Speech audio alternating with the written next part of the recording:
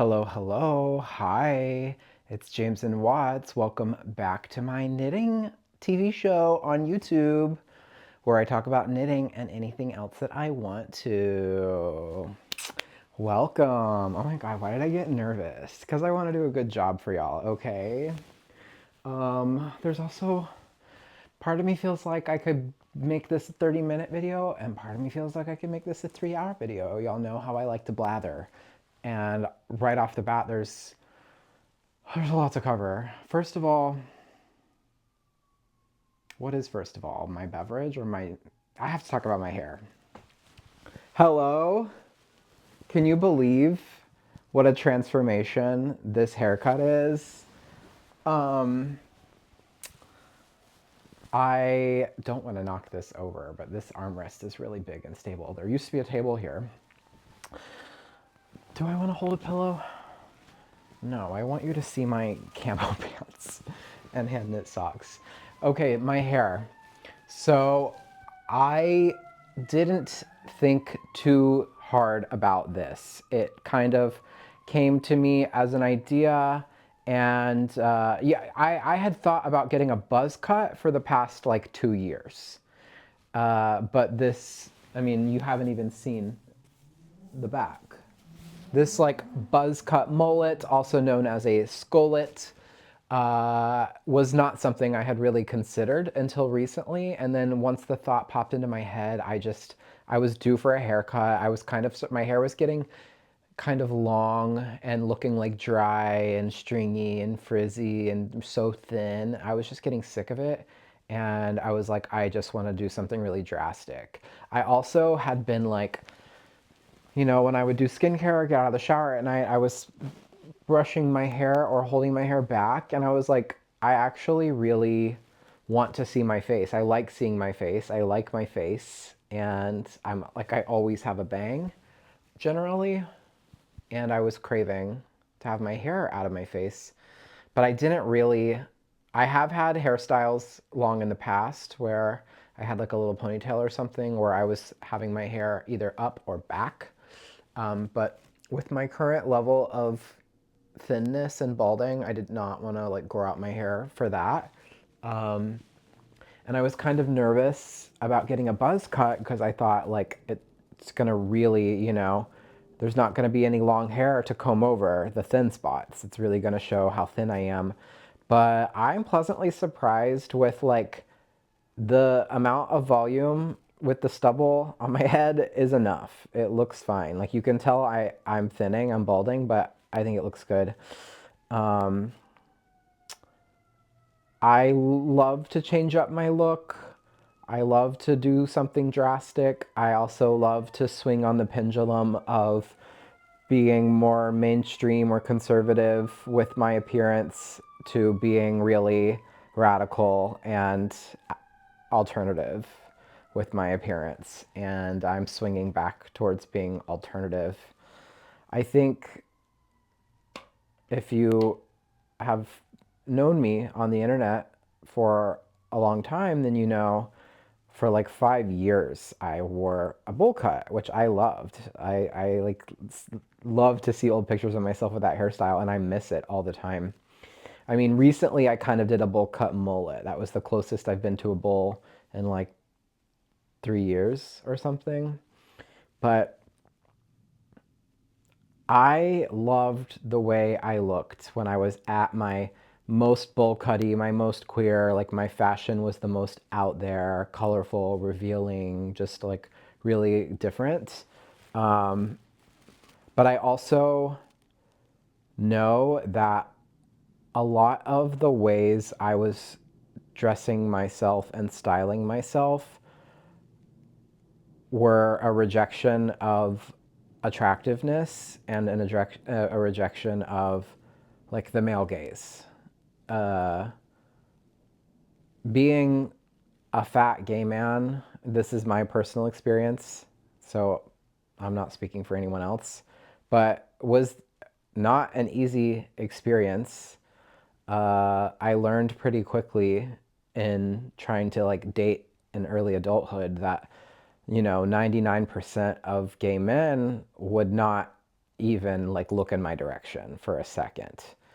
And as disheartening as that was, and as bad as it made me feel about myself, it also, I mean, it took me a few years to get there, but at some point, it unlocked something in me where I said, you know, just based on my body alone,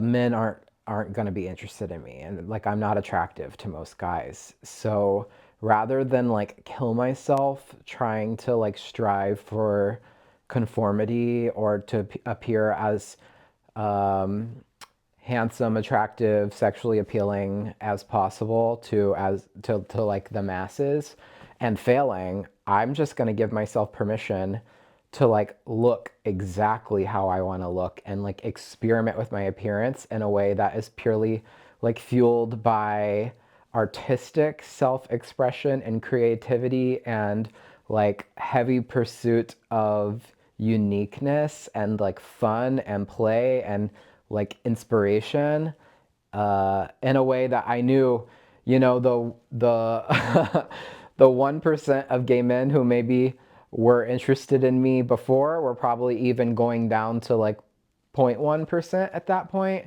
But I already felt like so unlucky in dating, and it made me feel so bad about myself that I didn't care. I was like, I'm done trying for other guys. I'm going to look how I want to look. And if I can find anyone who is into me, great. But that is not guiding my decision and how I want to look. And that was extremely freeing.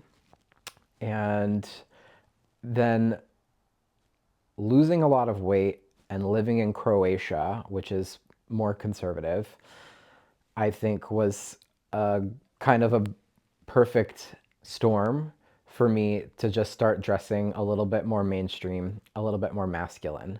I also didn't like the way a lot of my more feminine clothing that I was wearing in the past looked on a very different body. It didn't sit the same or drape the same. I didn't see the same person in the mirror, and I didn't feel like myself in it anymore. So the way I dressed got like kind of boring for a while, honestly. I mean, I liked it. I always like am dressing in a way that I find comfortable and I like the way I look, but I definitely noticed myself. I was like, okay, I've lost weight and maybe uh, slightly more men would give me a chance. And I'm also in an environment where it's more like normalized to just be masculine and conservative in your appearance, and like people don't stick out as much in Croatia. So let me just like assimilate in that way. Um, and yeah, for a while, I feel like the way I styled myself and uh, stopped wearing a bowl cut and such was more, it was what I was doing what I wanted to do, but there was an element of dressing to be attractive and dressing for the male gaze for the first time in a long time. And I don't consider that to be like a moral failing or something. I wasn't like more evolved in the past and then regressed. That's not how I see it. It was just part of my process and my evolution, and I'm ever changing in that way. And then after a few years of kind of finding a new style and just feeling like I wanted to blend in and do what was easiest for me, I got bored again and have missed having more creativity with my appearance. And I mean, let's get one thing certain right here. Me dressing like masculine and like mainstream or normal is still more alternative than like most people, right? We can agree on that, I think. But yeah, the pendulum is swinging back to me wanting to feel a little bit more artistic in my appearance and self-expression. And it also, it comes at a time where I am feeling Like, I'm really sitting with a lot of feelings of insecurity about my appearance and like self-loathing, which is something that has been a constant my entire life, but it's more ramped up recently. I don't know why exactly. I mean, I like was forcing myself to date a bunch in the summer, and that was fun, but it didn't really lead anywhere. And I still feel like uh, I'm really far from the beauty standard of like gay men. So even in a thinner body that there's less prejudice against, I still don't feel attractive and don't feel like I fit in. I feel a little bit rejected, and I'm really negative towards myself. Like, for sure, I don't help with that, but it helps me like lean back into this where I'm like, I'm sick of um, feeling ugly and feeling or like trying to feel like I want to look a certain way or fit in or like appear more conventionally attractive. And it, when I'm feeling low in that way, it feels really powerful to be like, fuck you to the world and beauty standards. And like, I'm going to look how I want to look. And I'm going to have this kind of silly haircut that I really love, actually. I mean, I just got it done this morning and I wasn't sure, but I'm really happy with it. This is a heavy and deep topic to start the podcast with, but I want you to know this about me and the way my mind works, and I think it's interesting. And what I don't want is like tons of sympathy and pity and a bunch of people in the comments telling me that you think I'm sexy. But thank you if you think I'm sexy, but I promise I'm not fishing for compliments in that way. And receiving, for me, when I open up about feelings of like ugliness and people start reassuring me that they like that I'm attractive and I just like need to love myself or something, it makes me feel worse. It like makes me feel more othered. So that is my boundary and my expectation and what I ask of you.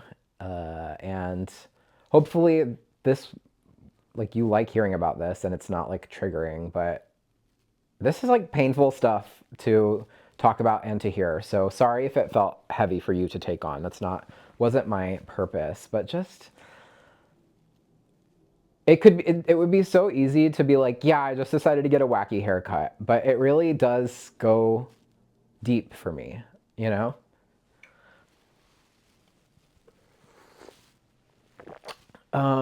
Okay, let's talk about my coffee. So I'm having a midday coffee, as I often do when I'm podcasting as a treat for extra caffeine. And in general, I'm kind of back slightly in an era of if I want a second coffee, I'm having it. And luckily, I'm still sleeping pretty good most nights. Um, what I need to admit to everyone is that a quick recap on my history as a coffee drinker. I grew up Mormon. Drinking coffee was forbidden. I started sneakily and secretly drinking coffee in high school, and I started with really sugary Starbucks coffees, and that's all I liked because that's normal. I feel like for a lot of young coffee drinkers, it's like most people don't have a taste for like a black coffee right off the bat. And I wouldn't say I really got into coffee until my like mid 20s, like mid to late 20s, when I was in my second year of my master's degree at Florida State, and COVID had just hit, so 2020, and I got my own apartment. That's when I started making coffee for myself at home every day. And I started off immediately like as a coffee snob. I didn't get a Keurig or buy pre-made like Starbucks coffees for the house or something. I got a Baratza Encore like proper coffee grinder. I got a Hario V60 pour over cone. And I was primarily going to local coffee shops in Tallahassee and buying single origin coffee. So I started right off the bat with that kind of third wave coffee drinking aesthetic and method, which, is an emphasis on like different brew methods and fresher, traceable beans and like local, all of that. So I like started off as a coffee snob, and I also was just drinking my coffee with, at first, like I would do either cream half and half or milk. I would switch, and I would put in some like sugar-free Tirani syrup. And then the more I got used to drinking coffee every day, I realized I didn't love the syrup, and I just really liked, like, the coffee I was buying was so high quality and delicious that I was just enjoying coffee and cream. And then I even started having a phase of just really loving black coffee in the morning. Like the taste was so pure from a pour over. Then I switched to mocha pot when I went to Croatia, and I've carried on now primarily making mocha pot coffee in the morning. And I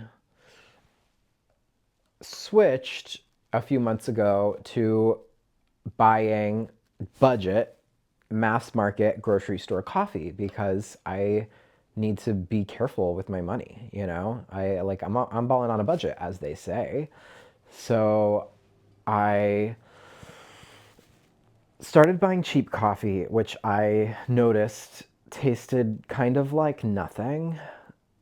And I reverted back to occasionally adding in a sugar-free Tirani syrup.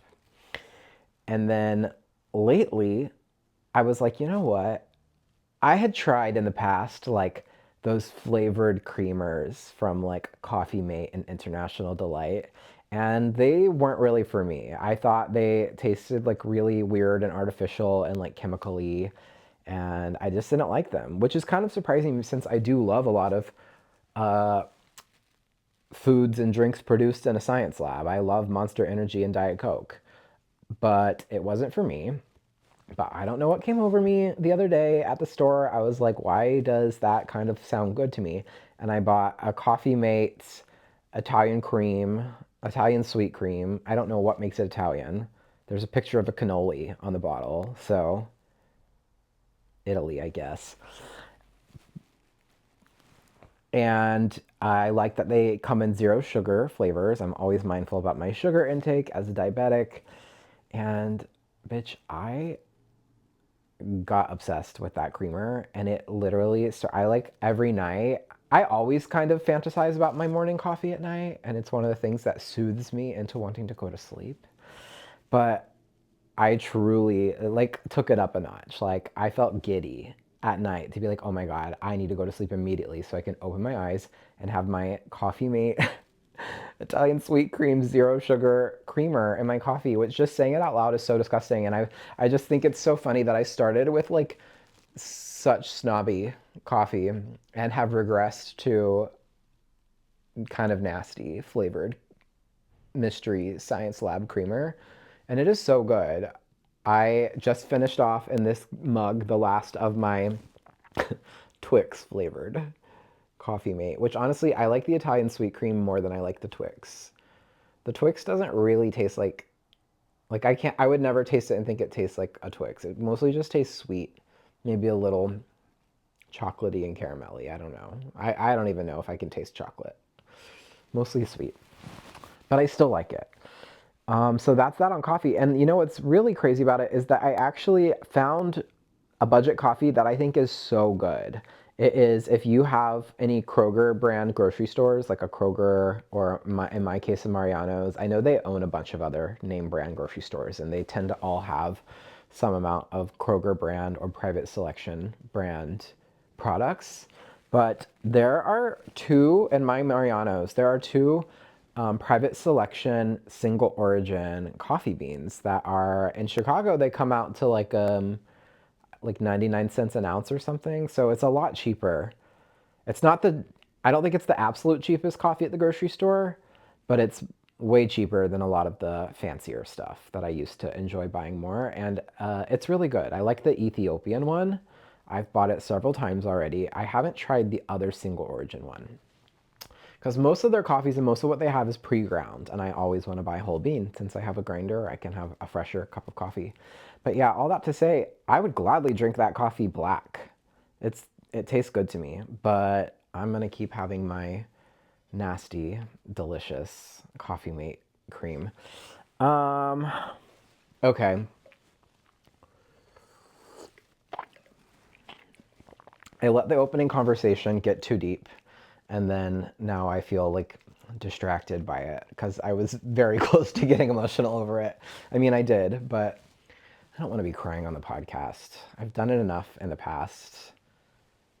And I'm not a public crier. It's not what I like to do at all. I cry in the privacy of my home, not on YouTube. But let's talk about what I'm wearing. I'm wearing my Look at My Holes drop sleeve sweater, which I also wore yesterday.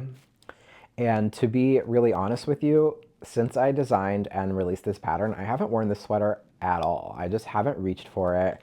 I maybe put it on once or twice. And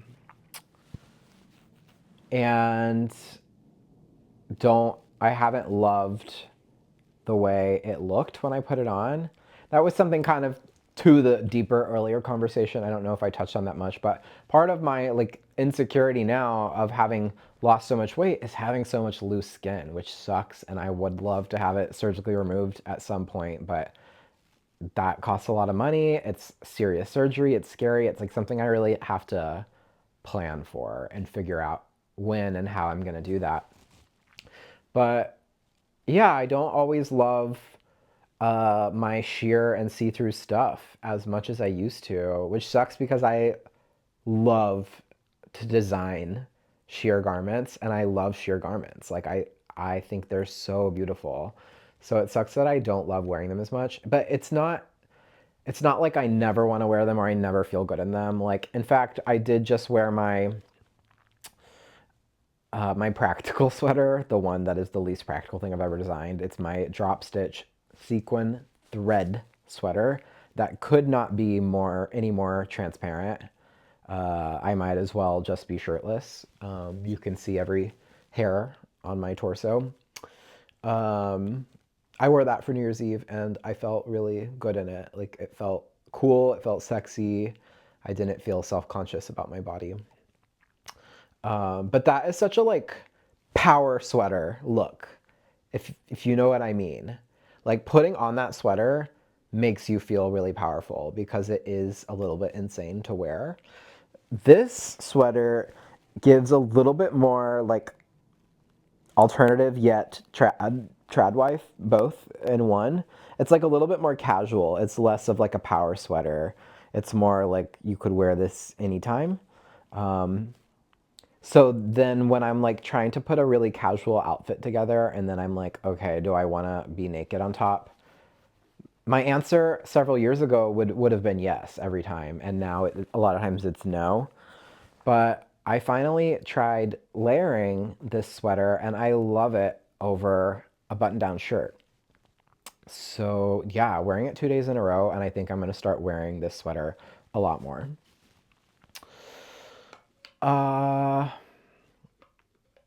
What else? I recorded a reel in this outfit today. I'm wearing my camo pants, which I almost never wear. This is a Polo Ralph Lauren purple button-down shirt that I got for Christmas that I really love. And then the socks are, I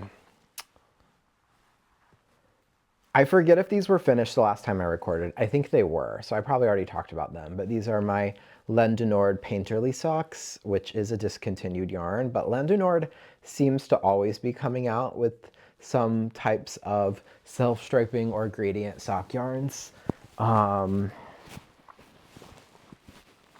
Yeah. But they shouldn't have discontinued this one. This one is honestly it's way more beautiful than what they have right now. No offense.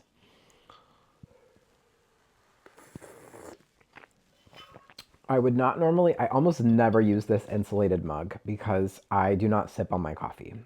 For my normal one morning coffee, I drink it in 15 to 20 minutes. And I have my beautiful mug that I got at craft market, art market, also over Christmas.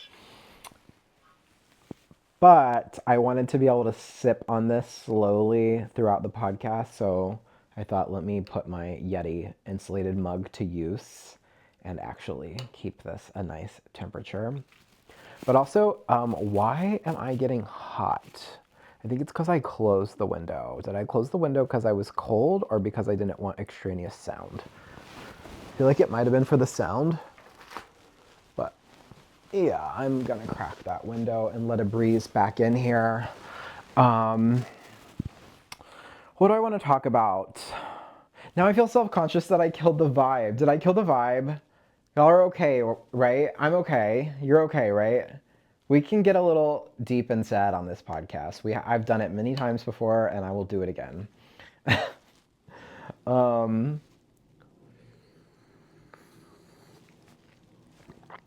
there's also a whole Substack essay to that topic that needs to happen at some point, but oh my God. I like to put together my Substacks with like minimal effort most weeks, just because I don't have a ton of time. And yeah, to write about something like deeply personal, I really want to take my time and make sure I feel really happy with the way I'm expressing myself. Let's talk about knitting. I really don't have that much to show, but I just am feeling, I felt like I wanted to record. I'm feeling good about being back kind of on a monthly schedule for the moment. As I always say, anything could happen, no promises, but I wanted to come hang out with y'all today. Also, where did I sit last time? I think I also sat here. I don't remember if this is the same camera angle I used, but I had it was like later in the day, so I had a additional lighting that I set up, and the sun was out today, so I thought let me just use the more flattering and pretty natural light. But I also got this bookshelf I ordered recently, and before I had my little fake Tiffany lamp and a tiny C-shaped table that could tuck under the couch here. I actually didn't have it tucked under the couch. I just had it next to the couch. I love that lamp, and I didn't love that table.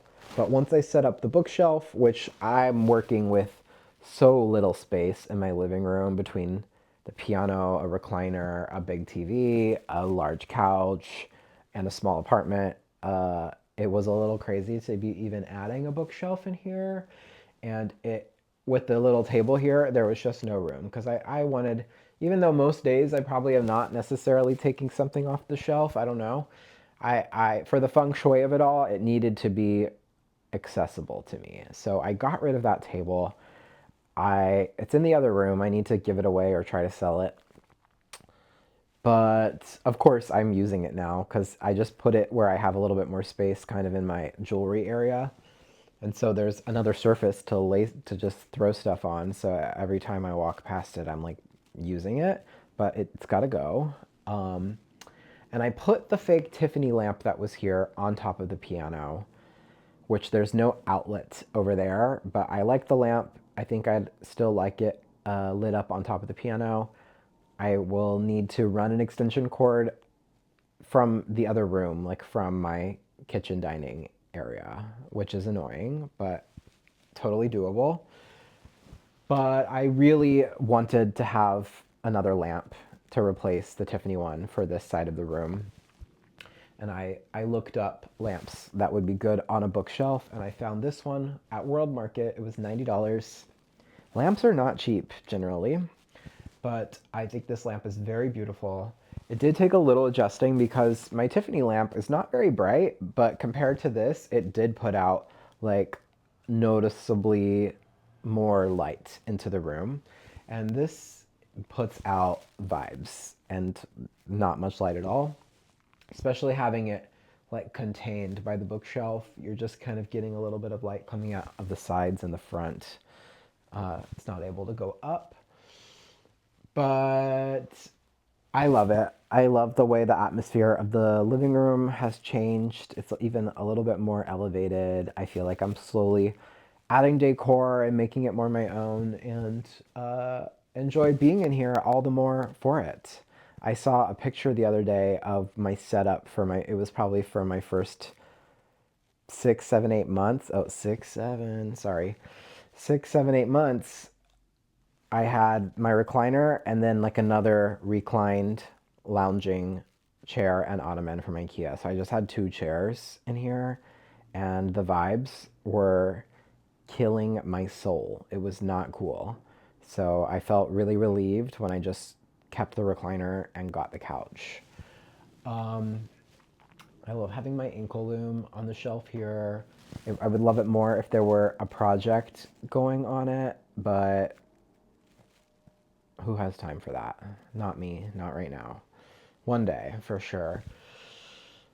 Let's talk about knitting a tad, what little knitting I have to talk about. I wish I had, you know what? I do have something you've never seen before, and it's finished. I mean, maybe you've seen it before, but not on YouTube, which is this hat, which is a hat that I have had floating around in my head for a few years. I used this, you can see the brim of the hat is a horizontal braided cable that goes all the way around the hat to form a brim. So it's a little bit of a fun construction. You start with a provisional cast on, you knit a long ribbon of cable with an I-cord on the edge, and then once it's long enough to go around your head, you undo the provisional cast on and you graft together the ends so that you have a continuous loop. Then you pick up stitches all around that brim and knit the rest of the hat more normally, just bottom up. And it's all just braided cables, the same cable going all the way around. And I used Noro Silk Garden Sock in a discontinued color that I don't remember the name of at the moment. Sorry for that. But yeah, I had this idea for years, and I I don't know. I feel myself wanting to just, I never stopped knitting. I never stopped like liking knitting or putting energy into knitting and design, but I definitely slowed down in the year and a half since moving to Chicago as I rediversified my professional life and rebalanced the division of my time.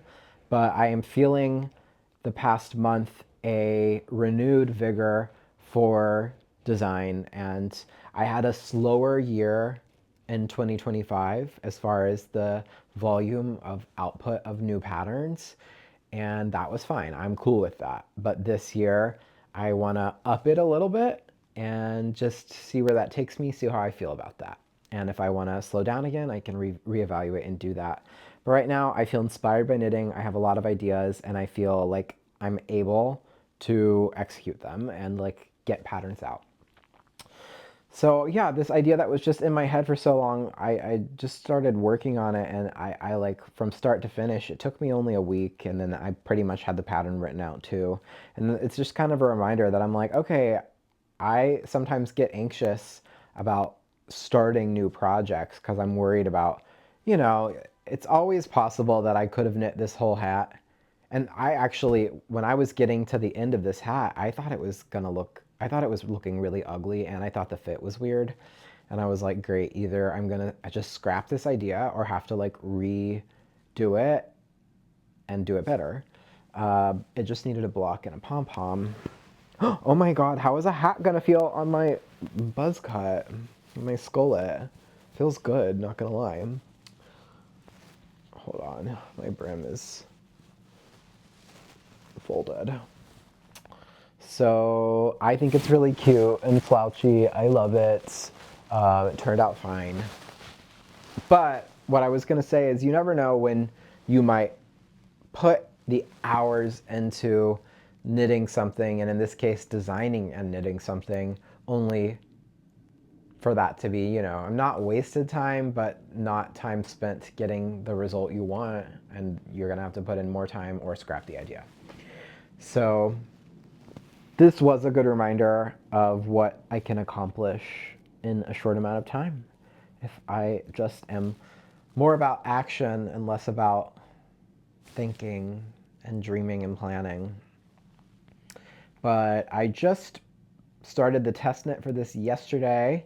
Thanks if any of my testers are watching this video. I hope you enjoy knitting this pattern, and hopefully all of you would be interested in buying the pattern and knitting it when it comes out next month in February. So this is done. Love Noro, love a fun construction, and as a cable hater, I kind of liked doing the cables once I got into my rhythm, and I have a number of cable designs in my noggin that I want to work on. So the next knit I'll talk about, which I feel slightly embarrassed because I really had high hopes and gumption when I brought this up for the first time like 2 or 3 podcasts ago, is my scrappy side-to-side knit cardigan, my Stash Buster cardigan design that I was like, I'm gonna do this whole cardigan in like 4 weeks. And that hasn't happened just because it hasn't. I've been working on many other things while working on this, and I've had several little windows where I don't touch this. And right now I'm sadly in a window of not working on it, but I am getting pretty close to being done. I have a, what is this? What is this piece? A sleeve. I know it doesn't look like a sleeve, but God willing, it will perform as a sleeve. That is the one thing I will say is so scary about a side-to-side construction that includes side-to-side knit sleeves, is that you better hope your gauge is spot on and your calculations are spot on, because you have to, the number of stitches you cast on is locking in the length that the sleeve is going to be.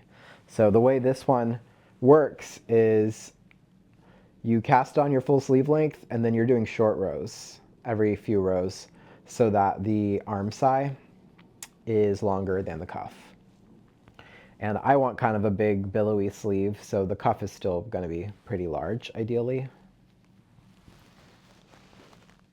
But I mean, it's okay if it ends up like an inch or 2 short or long. That there's room in the ribbing, and there's also, I think, a good window of what's acceptable for a sleeve length. I do think this will block out to be a bit longer and the correct length, but we'll see. All I have left to do is one sleeve. I should have cast on the second sleeve immediately. This did feel like a considerable amount of knitting. Like, I'm sure if I set my mind to it, I could knit the second sleeve in one day if I really wanted to grind, but 2 days would already feel kind of grindy as it is. So 2 days kind of at the fastest would be reasonable for me.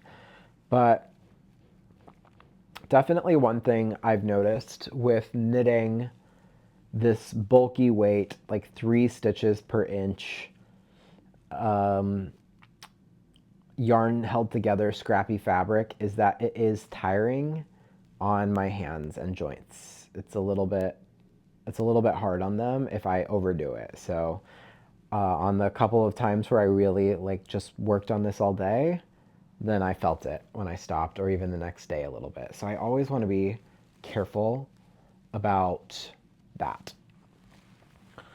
But then it feels so nice to go to like a sock or something lighter.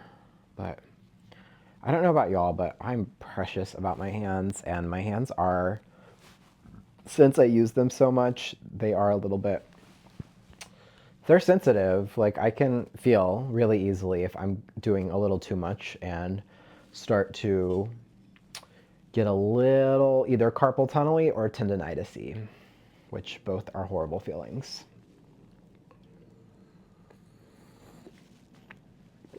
I have enough experience with that stuff now to where, luckily, the past few years, I have not had any serious flare-ups, because I feel if they're coming on and I stop what I'm doing. I take a painkiller or like an anti-inflammatory.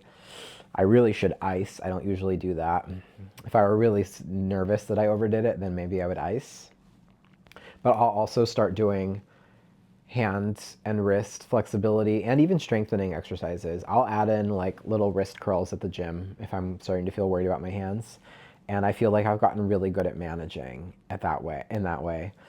But yeah, I only got the pair of them, so I want to protect them for as long as possible. And I also, this is like sad, and I hope it's not true, but I feel like I'm already preparing myself and coming to terms with just with the amount I use my hands. If I live to be old, that I expect there will potentially come a time that I don't really do any of my crafts or potentially my music anymore, which is horrible. Like, it's so sad to say. And I hope it's not true. I hope if I live to be 90 or something, that I am knitting and playing music and making jewelry till the day I die. But I don't know. It just feels like uh, even people who don't do tons of labor with their hands, if when they get older, it's really common for people to like become arthritic and have a lot of pain and like lose mobility and motor skills and like tensile strength. So all that is like a normal part of aging, and I think for me who uses my hands as much as I do, it's going to take a little bit of luck. But hopefully the amount that I am like hyper aware of the health of my hands, hopefully that does contribute to their longevity. Everyone say a prayer for my hands right now, please. Thank you. Amen. What's really been good for my hands is that violin is just my side gig and kind of a hobby for me. It's not a serious profession for me anymore. When I was at the height of my master's and gigging a lot, that's when I really noticed day by day, like I had to be so careful about overdoing it. Especially um, like now I don't play as much, so that's the most helpful thing. And then when I do play, I'm generally not playing anything super demanding. But when I was playing things that really were super demanding on both hands, but especially on the left hand where I'm putting fingers down on strings, um, that I would notice like quickly would take a physical toll on me. Knitting is much more easy to be gentle and like mindful.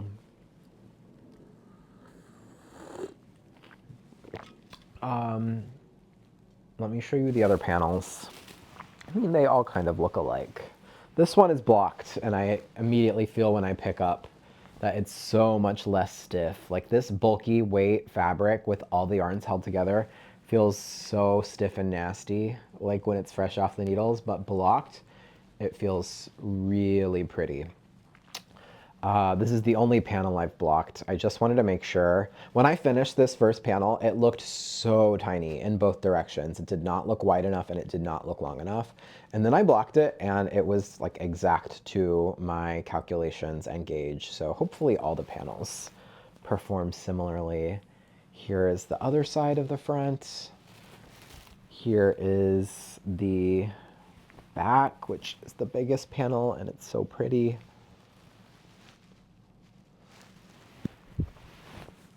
I actually, if I can get my shit together on this, I think I could start a test and have time for an 8-week test and have this out by like the end of March. That would be my ideal because I've already done so much of the work on this. I would just prefer to get it out into the world rather than having a pattern that I'm like sitting on for a long time and waiting to release. But I mean, this would go great in the fall if I decide not to put it out or there's no time. But as I said before, I mean, I have this as a backup if I need it to be my birthday release, which I always put a lot of thought into what pattern I'm going to put out on my birthday, but this is not my first choice. So I'm kind of, I mean, I did the hat because I needed a project I could work on outside of the house, like or over New Year's when I was traveling for a day. And this cardigan I've knit completely at home. I like can't. I've thought about taking it out a few times and I'm like, no, I don't want this out of my house with like, I have like plastic grocery store bags, like disposable bags filled with all my yarn separated by color. Like it's a lot. There's a lot of scrap yarns that I'm putting into this. So I'm shifting my attention to my Ritual Dyes Undine DK birthday sweater idea. It's going to be a spring summer style warm weather full sleeve sweater. The idea is for it to have mixed cables and potentially a drop stitch element, potentially some lace elements.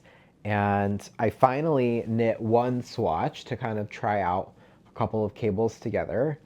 And it needs a lot more work. I honestly feel like I could knit like 4 or 5 swatches before I like settle on something, but it's super time consuming.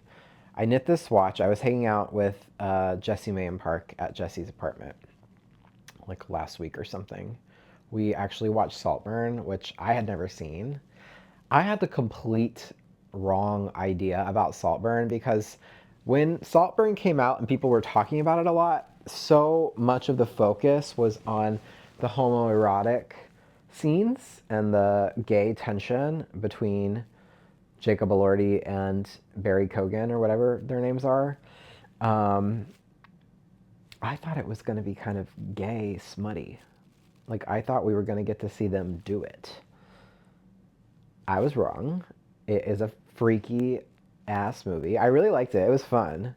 And the parts that are kind of like weird and homoerotic are really fun. Like, oh my God. A man, a man literally drinking another man's bathwater out of the drain. And that's the PG version of the summary of what happened. I think I like what I see. I'll tell you that much. But yeah, there's no kissing. There's no doing it. Nothing ever happens. I had no idea what actually went down in that movie, but it was a fun watch. But we put that on, and I worked on some little instructions for a swatch, and then I worked on the swatch during the movie, and I spent probably all but the last 20 minutes of the film knitting my swatch, which I was paying attention to the movies. I wasn't working that quickly, but still, I've never been a good swatcher because it's just generally my belief that swatching is super time consuming. But here is my swatch. I did like a horseshoe cable, is that what you call this one? With this type of lace is the traditional word for it is like the F slur, which I don't want to say on YouTube, but that's what it's called. But we should probably come up with a new name. But it's like it's this specific type of eyelet lace that I did. Cover my face. I can come up closer to the camera as well. Why not? Here's the swatch, here's my F-slur lace, here's my drop stitch, and then here is a braided cable, which like I literally had already knit the braided cable beanie that I was showing, so it's like I was already quite well versed in how to knit a 3-strand braid cable, but I messed this up so many times. Like the edge stitches never got moved into the cable. So that is looking very messed up, and it looks bad, and I need to try again to see how the braid's gonna look. I like the drop stitch, and then I did 3 columns of staggered simple twist cables with no borders, no like purl stitches to separate them. I thought I might like the way that looks, and I don't. There is just like not enough definition. It doesn't add anything. It just kind of looks like a weird stockinette panel. So I need to figure out if I want to do, I could potentially end up not doing any drop stitches. I do quite like the look of the lace, and it's a little bit more like, I don't know. It's a technique I'm more familiar with incorporating into a design. And I have an idea for another cable and drop stitch pattern that I want to do for summer. That's a little bit simpler than what I'm trying to accomplish with this, that I can do if I end up not wanting to do drop stitches in this. But I really do love the drop stitch column I put in this. But it's just figuring out what cables I'm going to use. And yeah, I need to get swatching. That's one of the reasons I was like, let me record this today, because this just felt like a good week to record. And then I go to Peoria on Thursday. I mean, these Peoria trips are often one overnight. They're like really quick. I'll like go in on a Thursday and have 2 rehearsals, and then on Friday I'll have a rehearsal and a concert, and then I can go home after the concert, which is like a 3-hour drive. So I do end up getting home at like midnight, 12:30, 1. But I always like get, it makes me crazy a little bit, and I start to have slightly insane intentions of like, oh, I'm gonna grade, like if I don't have a design that I'm working on before the trip, I'm like, I will grade something in one sitting and write the pattern, and then I'm gonna cast on all like the night before the trip, and that never ends up happening. So it's probably, I will probably not be knitting this weekend in Peoria, but the clock is ticking, and I would love it if I could get started on this as soon as possible, and just so I feel really comfortable. I know my cardigan is in a really good spot to where like I could finish it in like a week if I really put my mind to it, and I would like to still work on both simultaneously. But once I feel like I'm confident that I have a pattern ready for me to knit a sample in this birthday design, I'm gonna shift probably the majority of my focus in my whole, like for everything, not just knitting, but like in my daily life, to knitting this sample. Cause yeah, it's getting later. You got to work way ahead in knitting, and yeah, I want this done. But I love this Undine DK. It's so nice. It's my first time that I'm gonna make a garment or anything out of the Undine DK, but I've done a few projects out of the original Undine, which is they're the same composition, but they're really different feeling yarns actually. Original Undine is a little bit more linen-y feeling, and Undine DK is slightly more cottony feeling, but I love them both.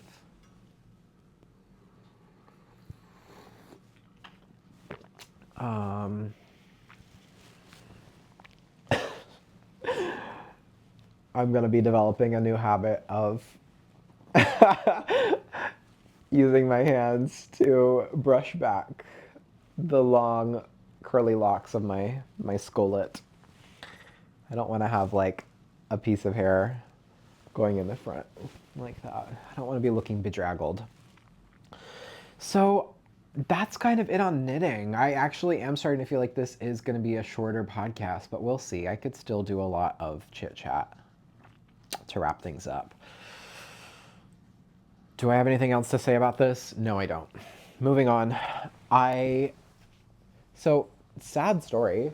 My spinning wheel, which you could probably see a little bit of in the frame, I'm plying a yarn that has been on the wheel for several months. It was a really expensive treat yourself kind of fiber purchase that I got when I went to the Des Moines Fiber Festival last year, which I loved. I would love to go back. I probably won't, because I was only there for a gig and it was all a beautiful coincidence. But I did love it, so I would love to go back one day. But that was a hand-carded Hanui wool from New Zealand bat, carded by Twine Craft Goods, Taylor. And it's just so soft. Like, the people who really put effort into hand carding are able to make a bat that is better than anything I've ever felt that is commercially carded. Like, it truly makes a difference, and there's a reason it's expensive, because that takes time. And also, talk about like repetitive use of joints and hands and stuff. That the one time I tried hand carding on hand cards, I guess is what you call them, it was not for me. No. I got to the ply. I'm doing a 2-ply. I'm aiming for a fingering weight 2-ply, so I tried to spin around lace weight singles, and I think it's only a 50 or 60 gram bat, so it's not even a big skein of yarn, but that still took a long time to spin so fine. And I was on the plying and my footman detached from the wheel, and I've had this wheel since like 2000 and maybe 18, and when I got it, my dad assembled it for me because I didn't want to, and he thought it sounded fun. He and my brother did it.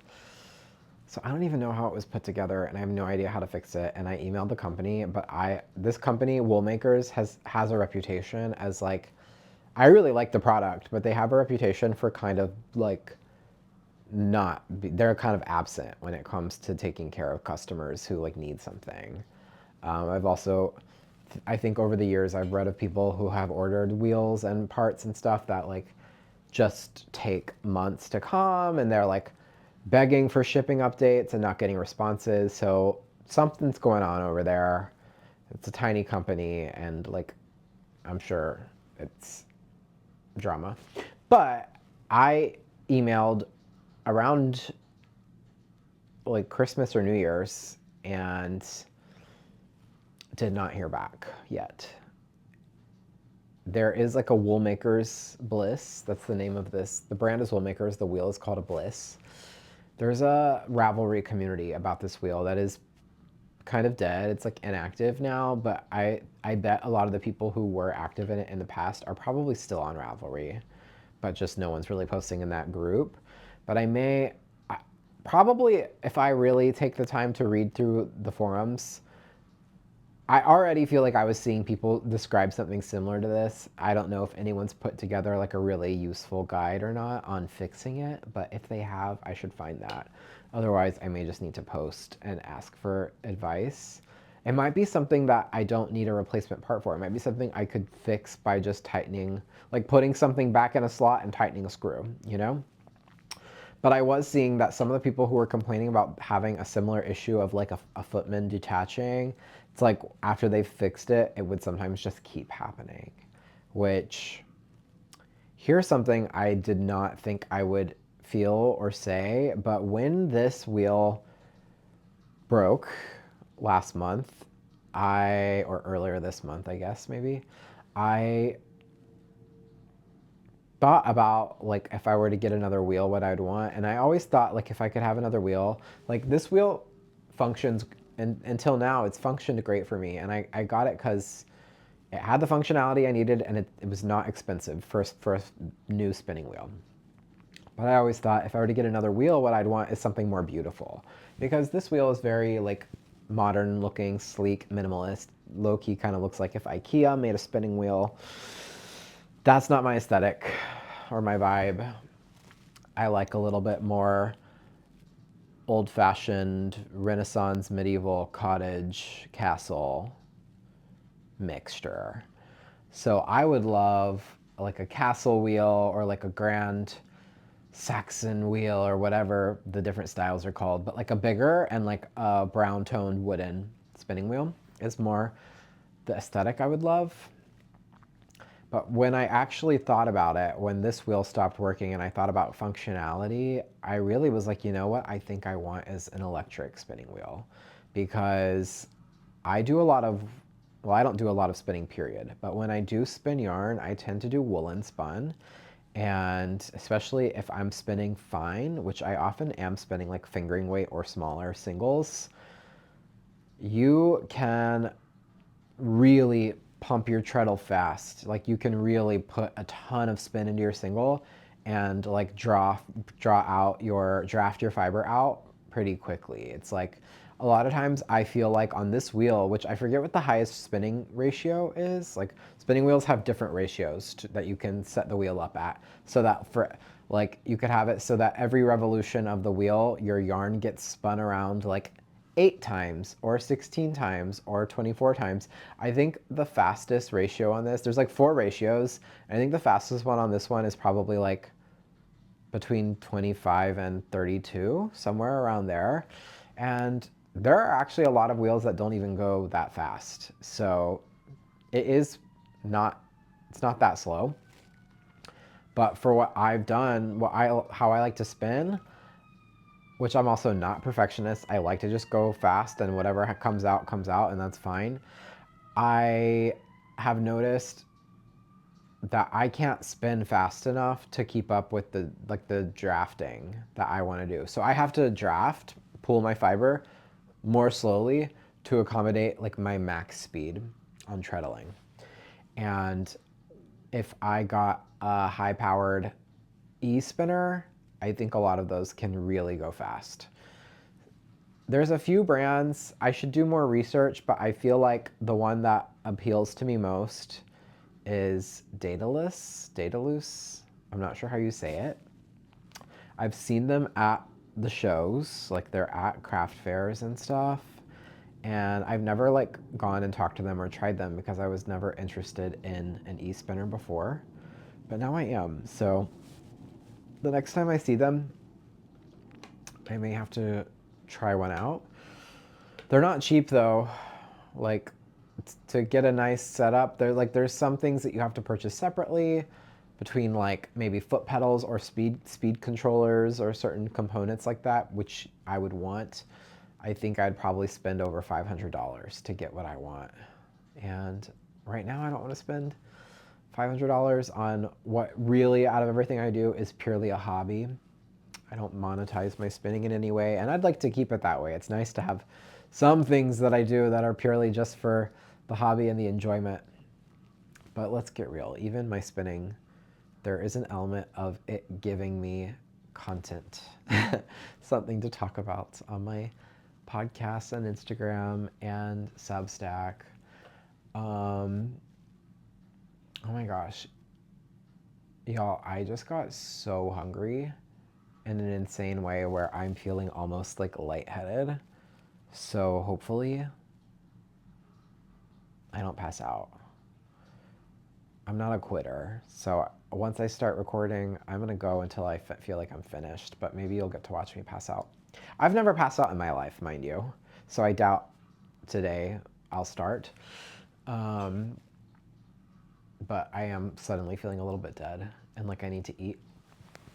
My new food fixation, which is crazy because I've never been into this, but I am obsessed with hot dogs right now. I have a hot dog every day for lunch, and here's what I love about it. From the moment I decide I would like to have lunch to the moment I finish eating my hot dog is like less than 3 minutes probably. I usually heat the wiener on a plate in the microwave for between 30 and 60 seconds. Then I pop that baby on a bun and put mustard. That's it. No, I don't toast the bun. I don't put onions. I don't put anything extra, usually. Typically just yellow mustard, and it is delicious to me. But what I really like about it is that, I'm always kind of into those like easy meals and easy lunches. Like I really eat a lot of sandwiches. And sometimes I go through phases of making delicious, hot, like griddled sandwiches every day. But I've been in a mode lately where I feel really focused on my productivity and work. And I just don't care to take a ton of time to make like a hot lunch every day. So I started making cold sandwiches, which are fine, but they're a little bit sad. I mean, sometimes they're so delicious, but usually my feeling is that, oh, this would have been better if I were willing to take the time to make this a hot sandwich, but I'm often not willing to take that time. So a hot dog is the perfect solution. I get to have a hot lunch because I can make it in the microwave and it's ready in 1 minute, and then it only takes me 2 minutes to eat or less. I could eat a hot dog in 30 seconds. I try to chew my food and take time because I'll be sad if I eat it too quickly and my lunch is already over. So I savor it a little bit. But that and a can of soda for lunch, baby, we're in business. I can see this hot dog fixation lasting a long time. Here's the other thing that I love about a hot dog is that my lunch is coming out to something like 75 cents. When I'm having a sandwich with high quality deli meat and cheese, that sandwich is probably coming out to more than $3, maybe even 4. Because you got to think a pound of deli meat is between $10 and $12, probably closer to $12 at most of my normal grocery stores. And then, depending on how hungry I am, that pound, I always buy a pound of meat, is going to give me between 4 and 5 sandwiches, but usually like 4. Like I like a lot of meat and I can eat a lot. So yeah, I love saving money and I love eating hot dogs. Sue me. I am in the middle of plying this yarn. It's just sitting on my broken wheel and I don't know when I'll get to fix it. It's like not a priority at the moment, but obviously I need to do it and I want that yarn. But I actually finished my yarn that I spun on a spindle, and honestly, I've started so many projects on spindles because I frequently, a couple times a year, get bitten by the bug that tells me I want to be a spindle spinner. Because if I see someone spinning on a spindle on Instagram, I'm instantly like, oh my God, that is the chicest possible fiber art you could possibly be doing. Why am I not spinning on a spindle? And then I've always had at least one spindle. I mean, I started learning spinning on a spindle. And as I was saying, I think the only yarns that I ever actually finished on a spindle were like my first 2 or 3 yarns. And then I got a spinning wheel and I never finished another yarn on a spindle, but I started many. But it happened again at Wisconsin Sheep and Wool. I think I already told you, and I've written about it on Substack. I saw people spinning on spindles. It was romantic. And I saw people selling beautiful spindles, which I've had a spindle that I got from a brand called, I believe they're called Spin City UK, that does these really cute wooden dowel and then resin. What's this part called? The disc. Whirl. Resin or like acrylic see-through whirl with like glitter and dried pressed flowers and like ferns. They're really pretty. That's what I've had and what I've used for a long time now. But I really wanted something, as I was saying, my aesthetic these days goes more traditional, and I wanted like a traditional, beautiful wood spindle. And I found one from True Creations, made out of Chechen wood, and it's 1.8 ounces, and I believe the spindle was $80, not cheap. But because I think I allowed myself the supreme luxury of spending nearly $100 on a primitive spindle, I was like, I gotta finish at least one yarn. So I also bought this fiber, and I immediately started my spinning on that project while I was still in Wisconsin for that day trip.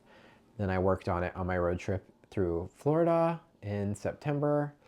And yeah, so this project started in September and I finished it last week. And I even like did the plying on the spindle, which is so fun. But it is this bulky weight navy blue with like almost fluorescent lime green, highlighter green tweed bits. I believe it is Coopworth wool, and definitely like a woolen spun type of vibe to it. And it was a roving, so it was like carded, not combed. The fibers were more messy and misaligned, which is what I like. That's what I like to spin. And that's the kind of yarn I like to make and knit a lot of the times. But that's my yarn. So they only sold, oh my God, guys, I'm feeling weak. I'm sorry. Keep watching. I'll perk up, I promise. They only sold the fiber from, I believe this is called like Hidden Valley Ranch, like Hidden Valley Fiber Mill or something like that. I might be making that up, but that sounds right to me. And I've seen them at Wisconsin like the past 2 times I've been, and I feel like maybe I've even seen them at another show before. And I always am tempted, and then I don't buy anything because I like to be careful about buying fiber because I need to be realistic. I'm not a prolific spinner, unfortunately. I wish I were. But I was like, yeah, I'm buying a spindle, I'm buying fiber, I'm making this happen. But they only sold their fiber bumps in 8 ounces, which is like more than 200 grams. So this is like 100-gram skein and 100 yards. And I still have fiber to make a second one. I don't know what I'll knit, but maybe a hat. I love the way this yarn looks, but then when it actually comes to knitting it, it's like, I know I'm not gonna spin. I mean, maybe I would decide to take on this project, but as of now, I'm not planning on acquiring more of this fiber or like doing a sweater spin. What I think I would most like to use a yarn like this that is, it's got so many things going against it for like stitch definition. It is dark blue and it's got tweed and it's woolen spun. All of those things make this a really low stitch definition yarn, which I really like a fabric like that. But what I would typically do with a fabric like that would be plain stockinette. So it's like, yeah, I could make a plain stockinette hat out of this, but I have so many hats that I really love wearing that I know I would like the look of more than this and a plain hat. But other than that, maybe if I knit both, if I spin the second skein, maybe I have enough for a small scarf or like more like a cowl, a tiny cowl. But then that's the other thing. I have realized this winter, when I went to Lamb Kid last summer, they gifted me a cashmere cowl that's more like infinity scarf, like long length that you can double. Or the other day I was freezing and I even strangled myself a little bit to triple wrap it around my neck. In the Chicago winter, I love a cowl like that, an infinity scarf that I can double loop.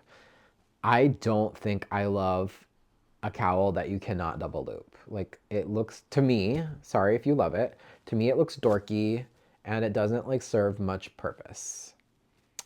But a long one is high utility, high function, and high beauty. So that's what I like. But even if I had 2 skeins of bulky weight yarn, I don't think I'd get very far on an infinity scarf sized cowl. I feel like you would probably need at least 3 skeins. So what to do? That's the other thing. I don't care if I do anything at all. The joy in this was the spinning of the yarn. And I could give it to a friend. I could put it in a giveaway. I could keep it for myself and enjoy looking at it and touching it. Maybe I should have some like hanked yarn that's not twisted, just like hanging somewhere in my apartment. Maybe that's too on the nose of like, okay, we get it, bitch. You love yarn that you're using it as decor in your house. But I think this could be quite lovely. I would be happy to see this hanging on the wall every day. Sue me. Guys, I've got to stop saying sue me. It's so funny and dorky and it's kind of stupid. Sorry, sue me.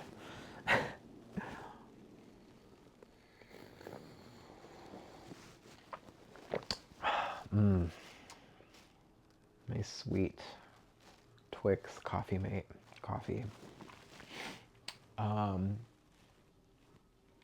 I had a workout. So, okay, I get like 8 to 9 hours of sleep almost every night. But I scheduled my haircut for 8 a.m. because, I don't know, I said, what's your first availability? And he said 8 a.m. and I said, fine.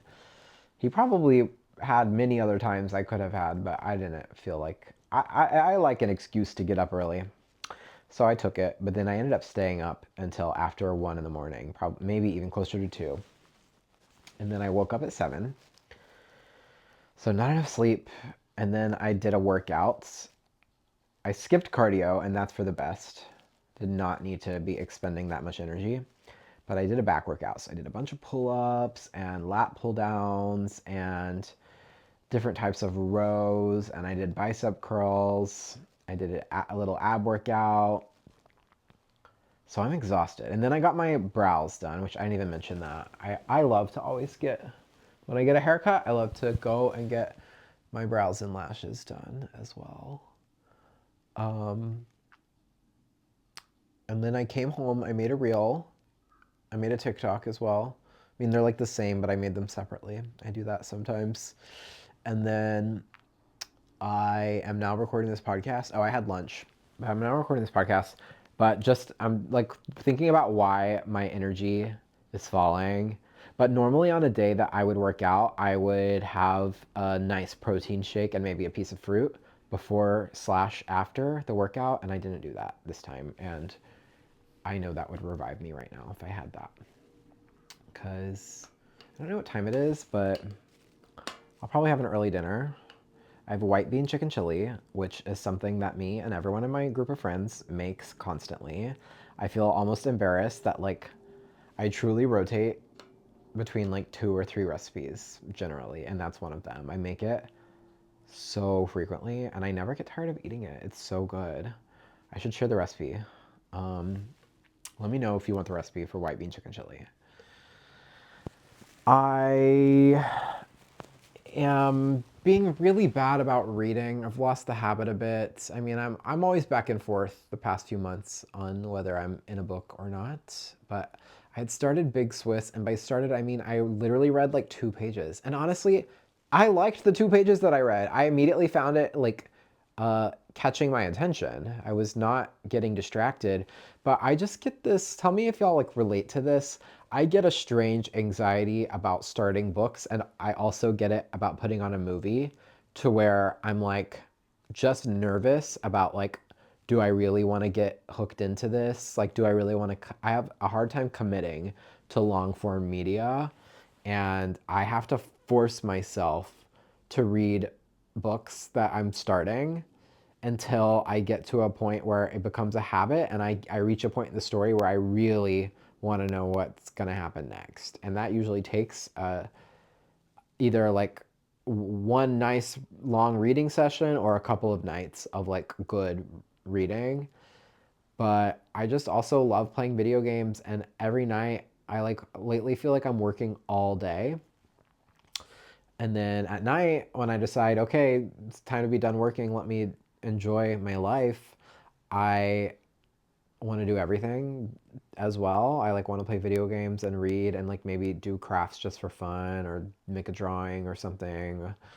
Um, but lately I like am being on my phone too much and staying up too late and playing video games, and then I before I know it, I like it's 1 a.m. and I can't keep my eyes open. And then sometimes I I like in a way where I'm totally kidding myself, will take out my book, literally read 1 to 2 words, say I'm going to sleep, and I close it. And then I don't like doing that because I'm not reading, but I also do like doing that because it's so cozy.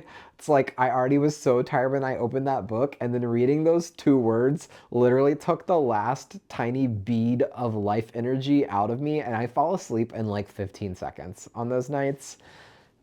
And that's always a feeling I really like look forward to and love. I sleep more quickly and more easily, and generally the past few years more than I ever did before in my life.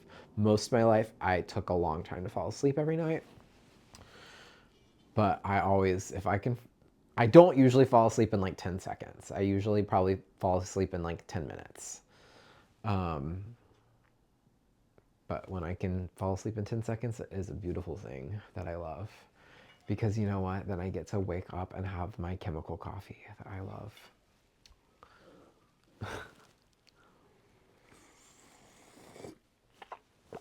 Oh my God, thank you guys so much who actually watch this. I've admitted I joke that I'm like, who would watch this? But I like my videos generally, and I watch them back just to be reminded of like what I went over. Since I don't usually plan what I'm gonna say, then I like to be reminded, and I like to know what the viewer experience is like. I do always put it on a sped up time.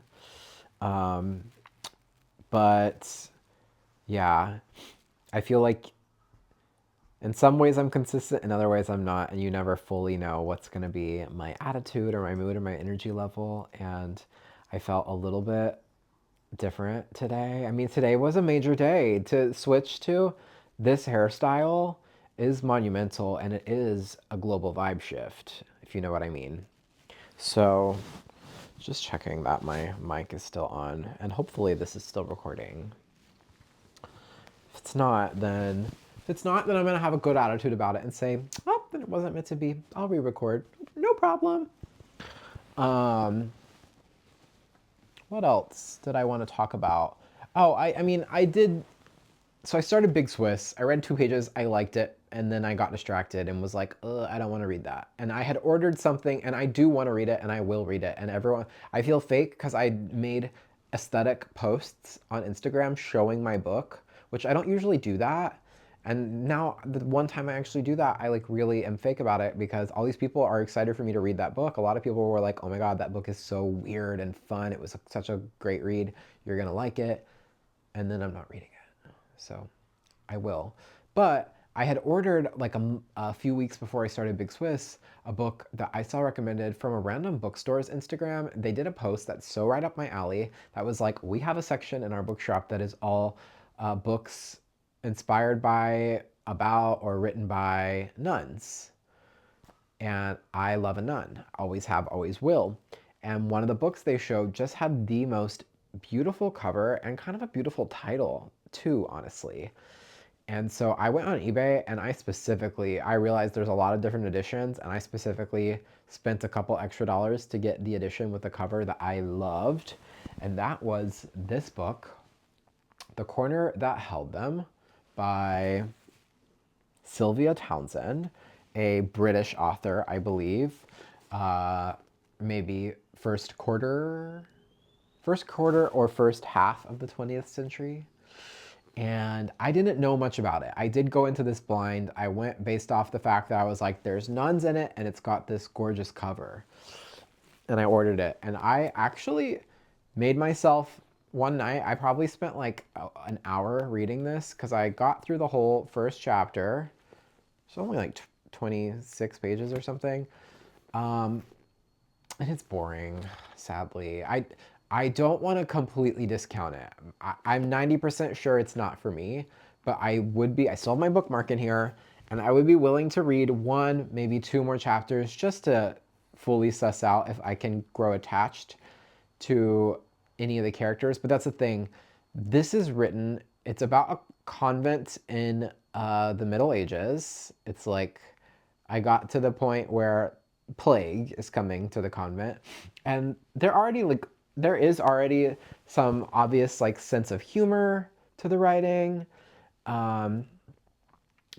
but more than anything, it's historical fiction that reads like history in a way. Like, that we're getting a point of view from a narrator who's kind of like objective and all-knowing, and it's just like a fly on the wall in this convent. We're not really getting the inner thoughts as much of characters, and like there isn't heavy characterization, and I really love to like get attached to a character and get to know a character and imagine if, you know, I knew them in real life or what they would be like if it were real. You know, I want to suspend my disbelief in that way. And this is just feeling too much like history.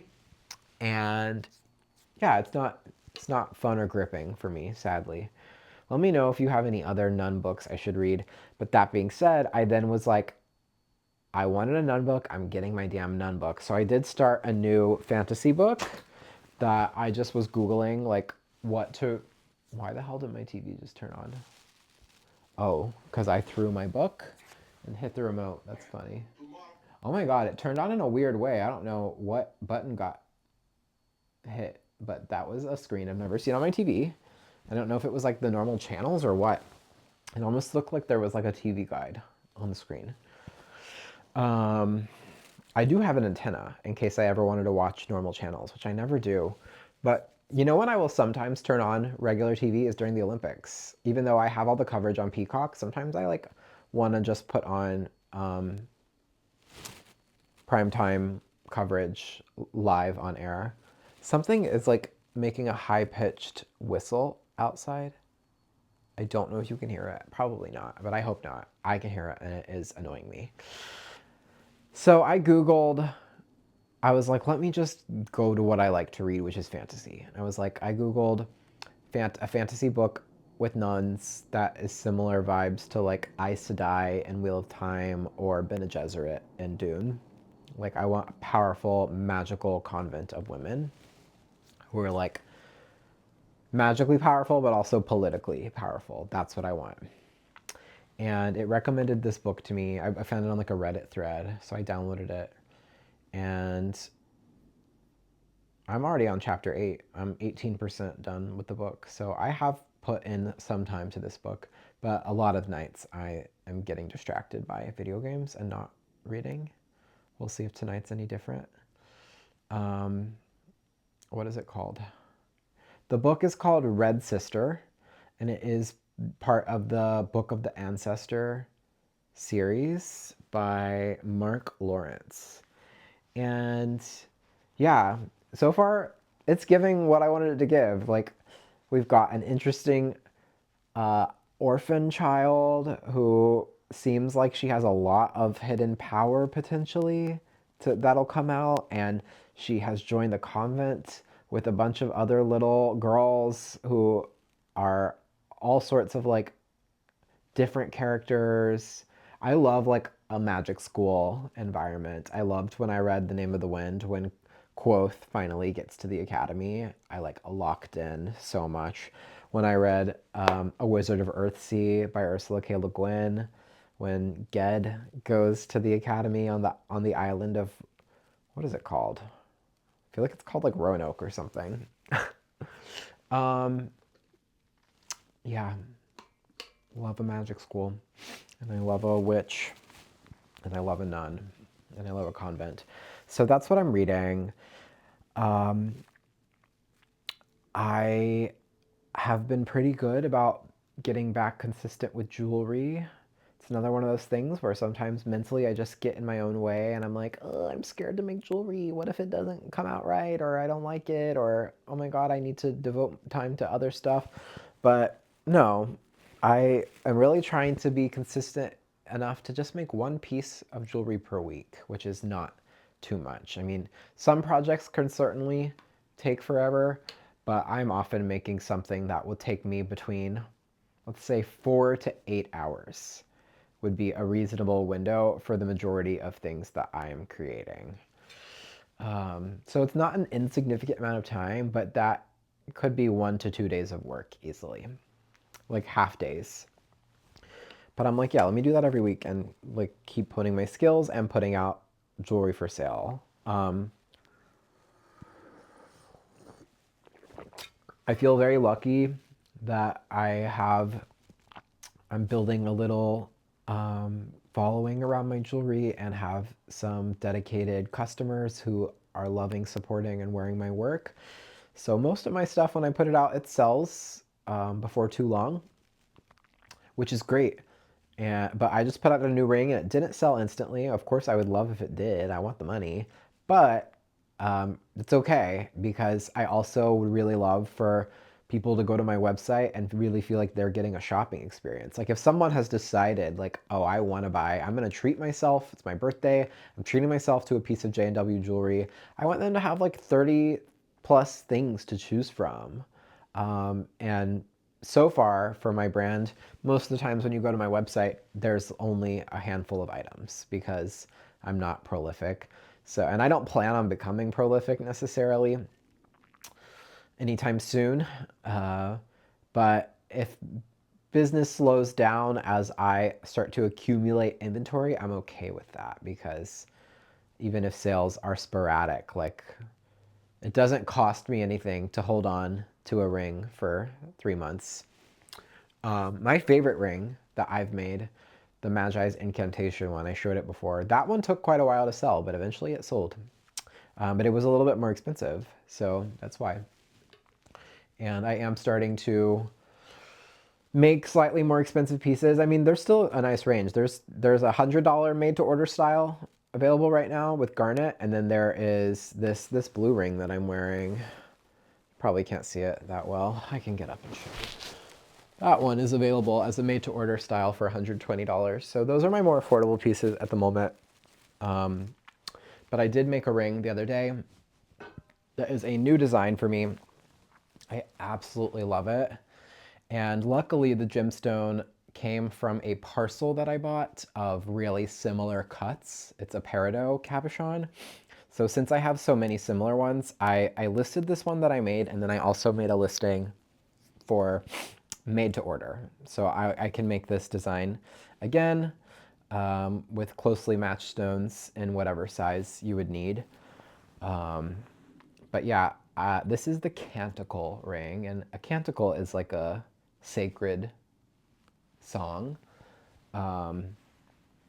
Actually, I want to put this on to show you, but I'm going to take off my other rings because I really want to avoid my rings rubbing together and putting scratches on this, since this is something I want to sell.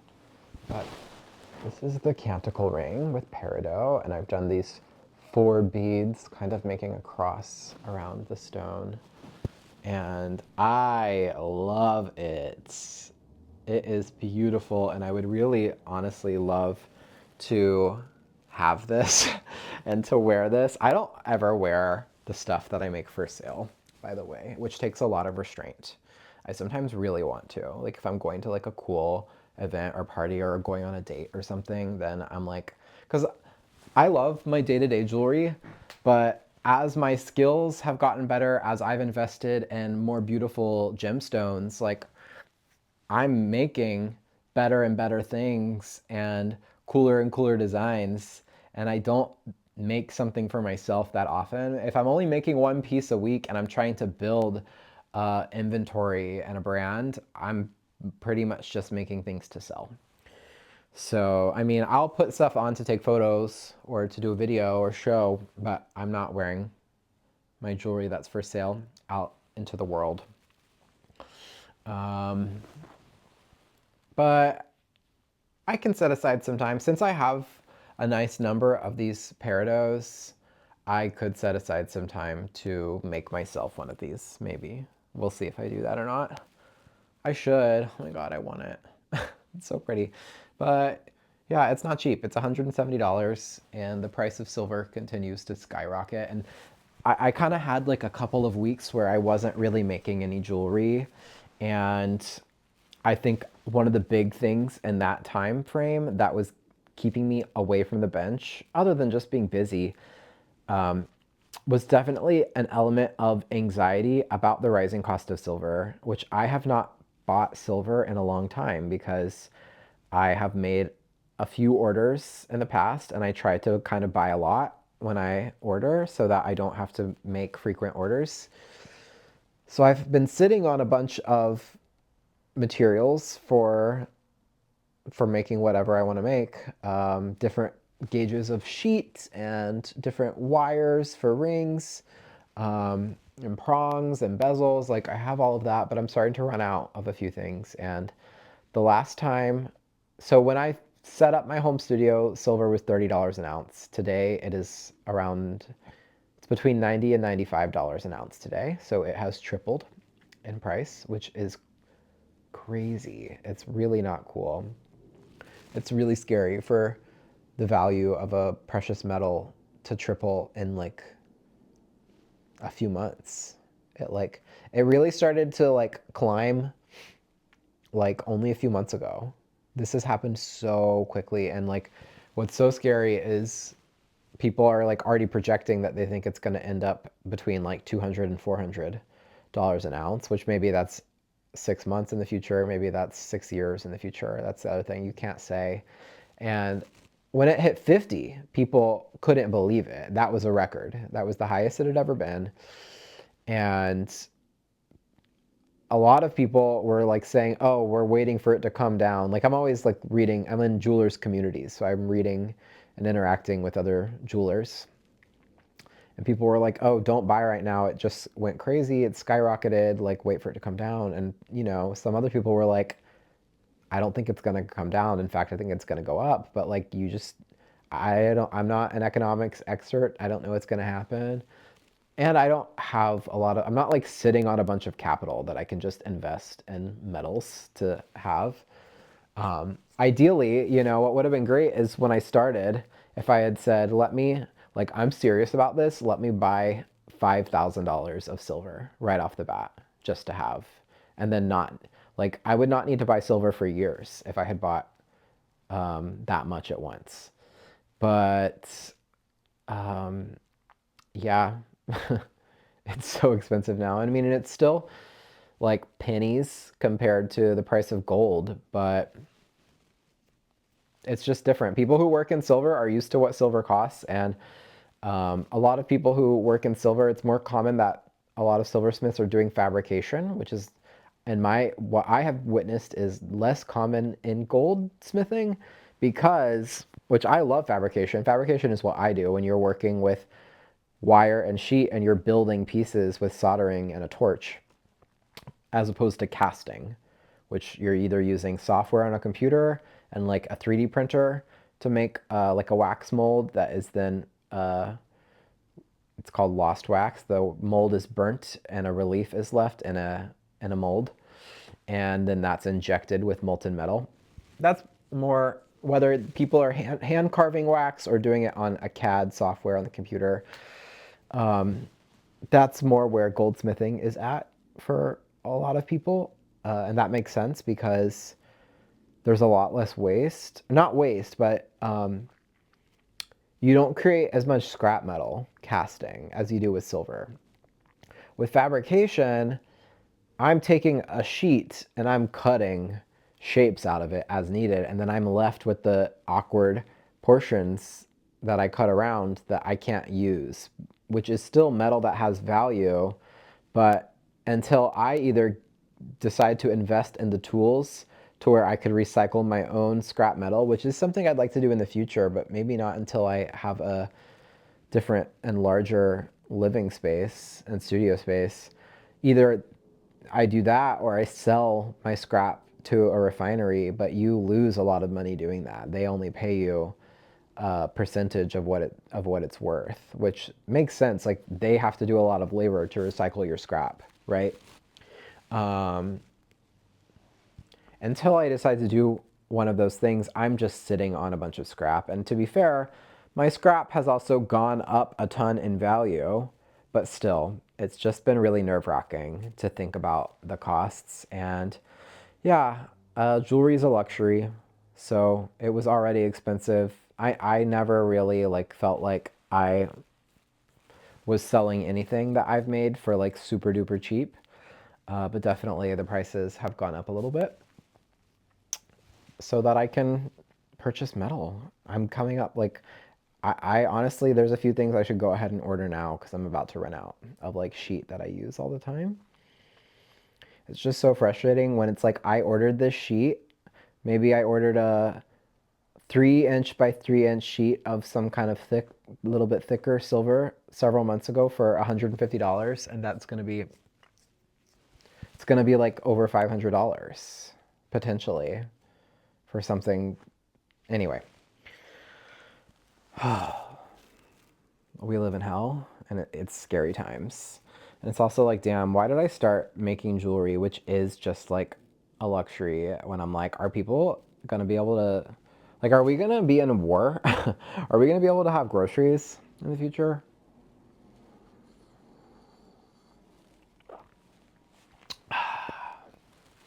Anyway, not to be a downer, I do love what I do. I love being an artist. Thank you for those of you who support me. It's a privilege to make jewelry, and it is an art form, and it is beautiful, and I feel so cool that I get to do it, and I want to keep making a million pieces, even if it costs me all my money to buy more materials. That's okay. I'll just charge $1 million for them and hopefully find some rich benefactors to buy my stuff. Anything else that I wanted to talk about? I think that about covers it. I have a concert in Peoria this weekend, and I also joined an additional early music group that is like a volunteer. It's actually a class at University of Chicago, which reminds me I need to enroll. I don't know if I'm considered just like a community member, which the majority of people who are in this early music group are from the community. They're not students. And it doesn't cost anything. Like my friend told me I should join, and I just showed up and started playing with them. And it's been really cool because the school has access to instruments that our ensemble can use. So they gave me, I have it right here, a medieval violin predecessor called a rebec,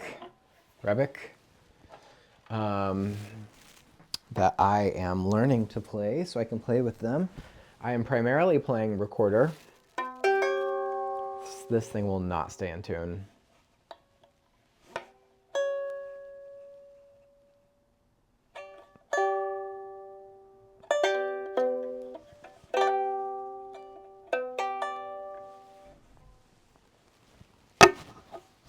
Oh, sorry, that was my mic. Oh, is this gonna sound like really intense by the mic?